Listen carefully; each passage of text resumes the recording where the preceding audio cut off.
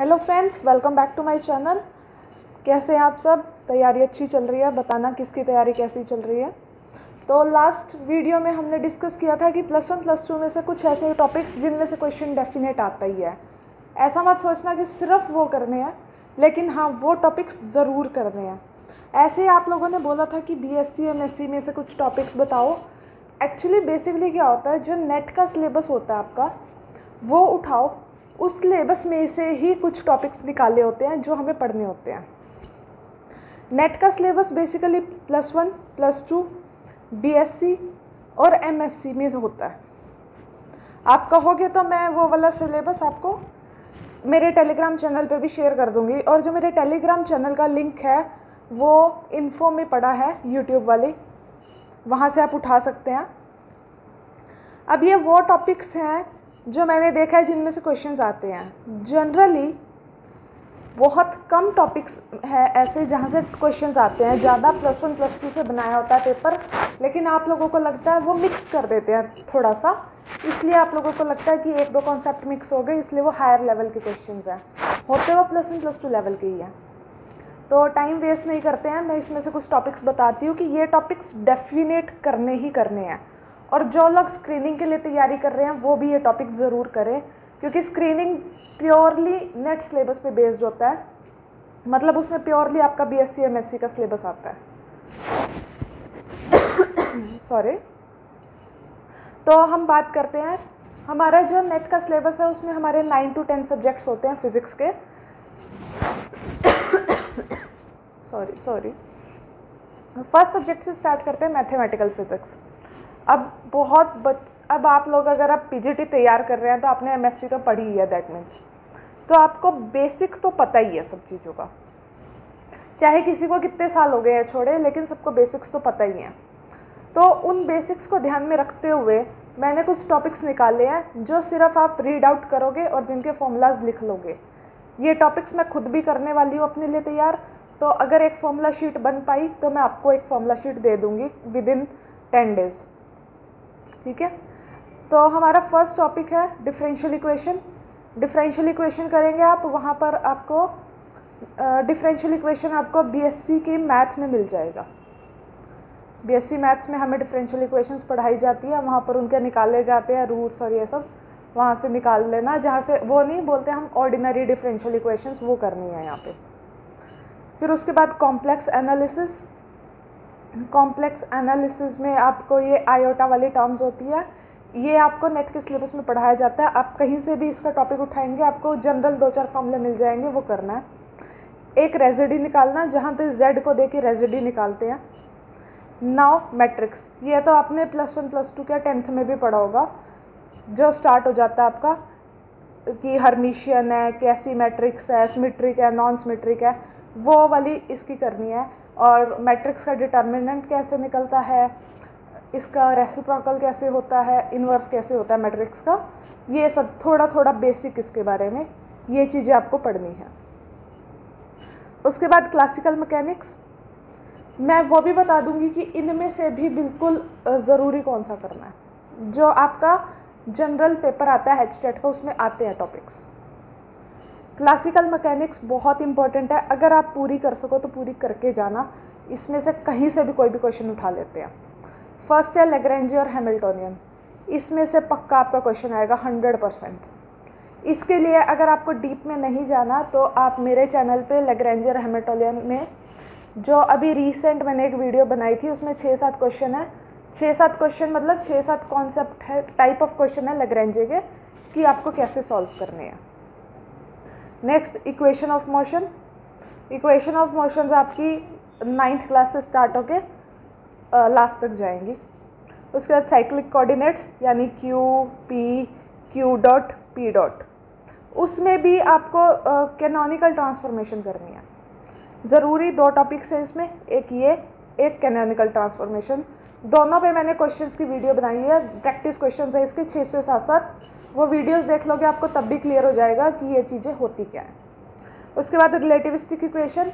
Relativistic यानी जो Einstein ने हमें दी थी E = mc² वाली, उसी का आगे हमने पार्ट किए हुए हैं, इसी को आगे बढ़ाया हुआ है। E = E square is equal to P square C square plus M nought square C की पावर 4। यहाँ से हम मोमेंटम निकालते हैं, काइनेटिक एनर्जी के साथ रिलेशन निकालते हैं, इसमें से हम बहुत कुछ निकालते हैं। ये बहुत इंपॉर्टेंट है। ये 3 टॉपिक्स में से आपको क्वेश्चन देखने को पक्का मिलता है एचटेट में। एचटेट में क्या, स्क्रीनिंग में भी एक क्वेश्चन पक्का आता है, 3 में से 2 क्वेश्चन आ जाते हैं, तो इनको थोड़ा सा कर लेना। नेक्स्ट आपका इलेक्ट्रोमैग्नेटिक थ्योरी है। देखो इलेक्ट्रोमैग्नेटिक थ्योरी में अगर आप पूरा रिवाइज करोगे बहुत बड़ा है, बहुत बड़ा सब्जेक्ट है, बहुत बड़ा सब्जेक्ट है, आप नहीं कर पाओगे। इसलिए बेटर होगा कि आप +2 में जो एनसीईआरटी है वही कर लो, बहुत है, क्योंकि बेसिक क्वेश्चन आएगा तो वहाँ से कवर हो जाएगा। और अगर टफ क्वेश्चन आता है इसका तो आपको इसकी बहुत डीप नॉलेज चाहिए, तो टफ क्वेश्चन तो देखना भी नहीं है। क्योंकि एक चीज़ बस एचटेट के लिए एक पॉइंट समझ लो आप कि एचटेट में सिर्फ मैथ और फिजिक्स वालों के लिए हर एक क्वेश्चन अटेम्प्ट करना ज़रूरी नहीं होता।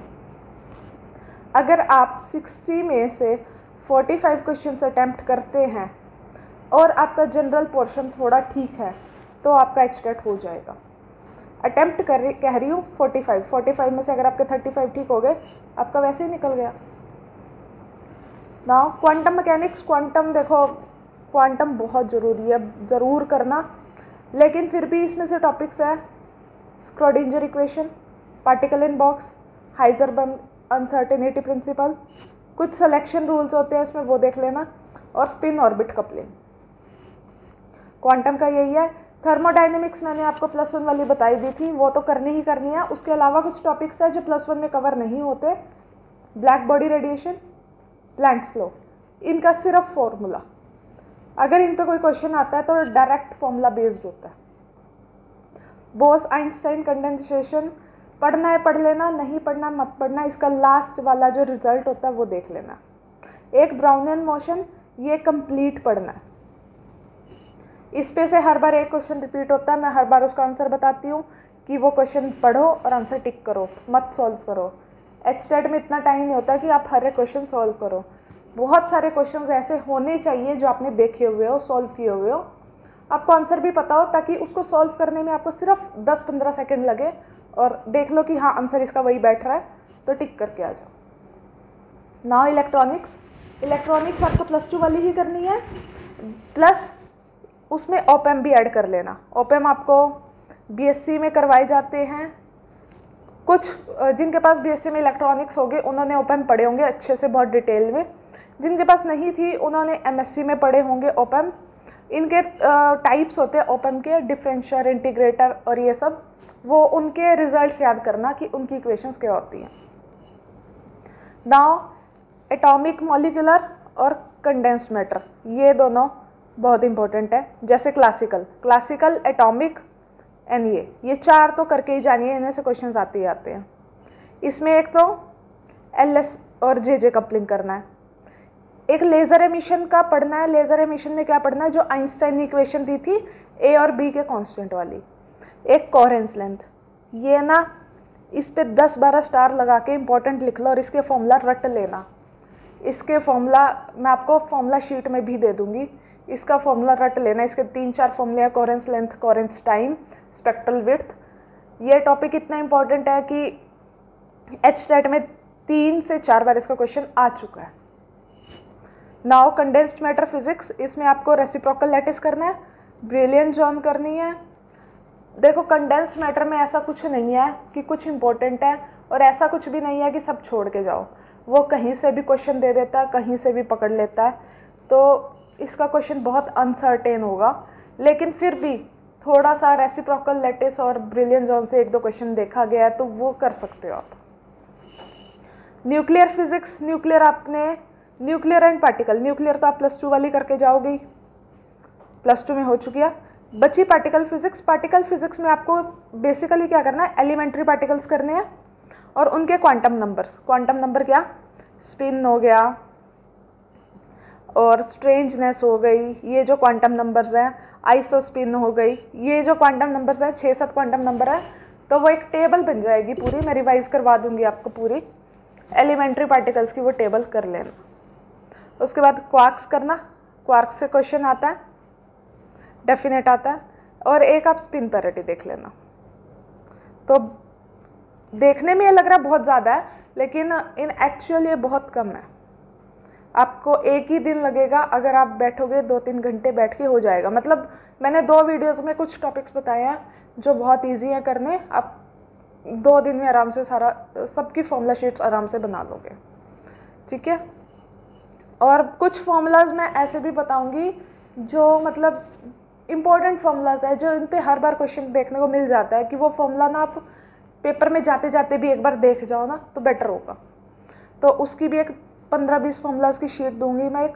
बाकी चैनल पे ऑलरेडी फॉर्मूला शीट्स है, प्रीवियस ईयर सॉल्व पड़े हैं, क्वेश्चन सीरीज़ है, बहुत कुछ है। अगर आप करना चाहो तो उसमें भी आपका एचटेट निकल जाएगा। अगर आप ये सोचते रहोगे कोई नई वीडियो आएगी, नहीं मैं क्या वीडियो बनाऊँ, प्रीवियस ईयर से आता है, प्रीवियस ईयर के कॉन्सेप्ट्स करा रही हूँ। टॉपिक्स आप बोल रहे थे, टॉपिक्स बता दिए हैं। क्वेश्चन सीरीज़ भी पढ़ी है लास्ट एचटेट की। अभी मैंने प्रीवियसली 3-4 महीने पहले कुछ 4-5 वीडियोस डाली थी वो। तो टोटल मिला के आपके पास 20-25-30 वीडियोस हैं। और फिज़िक्स का इतना ज़्यादा कंटेंट नहीं होता है कि आपको पता हो, क्योंकि इसका कोई पैटर्न नहीं है बेसिकली। एचटेट ऐसा नहीं है कि वो क्वेश्चन हर बार रिपीट कर रहा है या उस टॉपिक को उठा रहा है या उस चीज़ को कर रहा है। तो जितना मुझसे हो सकता है मैं उतनी आपकी हेल्प करने की कोशिश कर रही हूँ।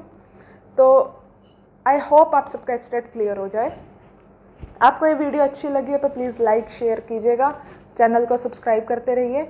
And thanks for all the love and support